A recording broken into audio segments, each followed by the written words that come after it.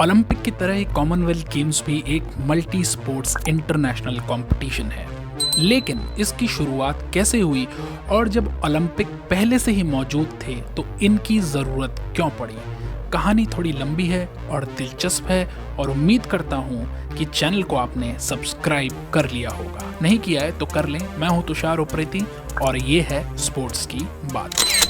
सबसे पहले Commonwealth games की शुरुआत हैमिल्टन ओंटारियो में 1930 में हुई थी। उस वक्त इसे ब्रिटिश एम्पायर गेम्स के नाम से जाना जाता था, जिसमें 11 देशों के 400 खिलाड़ियों ने भाग लिया था। लेकिन किस वजह से इनकी ज़रूरत पड़ी थी, इसको थोड़ा जान लें। 1891 में जॉन एस्ले कूपर ने कई समाचार पत्रों में ये घोषित कर दिया था कि ब्रिटिश एम्पायर को अपनी ताकत दिखाने के लिए खेलों का आयोजन करना चाहिए।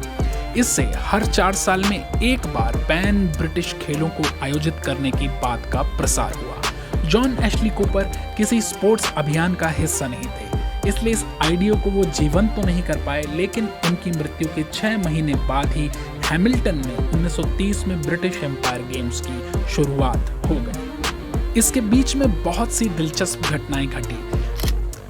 1896 में दुनिया समर ओलंपिक का सफल आयोजन कर चुकी थी, लेकिन कॉमनवेल्थ गेम्स के पांव अभी पालने में ही थे और एक आइडिया को एग्जीक्यूशन तक ले जाने का पूरा श्रेय जाता है एम रॉबिन्सन, या जिन्हें लोग बॉबी रॉबिन्सन के नाम से भी जानते हैं। बॉबी रॉबिन्सन कनाडा के पीटरबोरो के निवासी थे, जिन्होंने 13 साल की उम्र में स्कूल छोड़कर टोरंटो न्यूज़ के सर्कुलेशन डिपार्टमेंट में ऑफिस बॉय की नौकरी कर ली थी।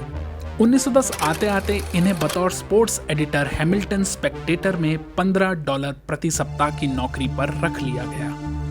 बॉबी रॉबिन्सन 1928 में एम्स्टर्डम में बतौर पत्रकार ओलंपिक गेम्स को कवर करने पहुंचे थे। इतना ही नहीं, इस वक्त वो Canadian Olympic track and field team के मैनेजर भी थे। इस वक्त अमेरिकन टीम को मिले विशेषाधिकारों पर उन्होंने सवाल उठाए और उसके खिलाफ कंप्लेंट भी दायर की। यहाँ कैनेडियन टीम के साथ कई सारे भेदभाव हो रहे थे, जैसे कि अमेरिकन्स को ट्रैक पर प्रैक्टिस करने की अनुमति थी, लेकिन कैनेडियंस को नहीं।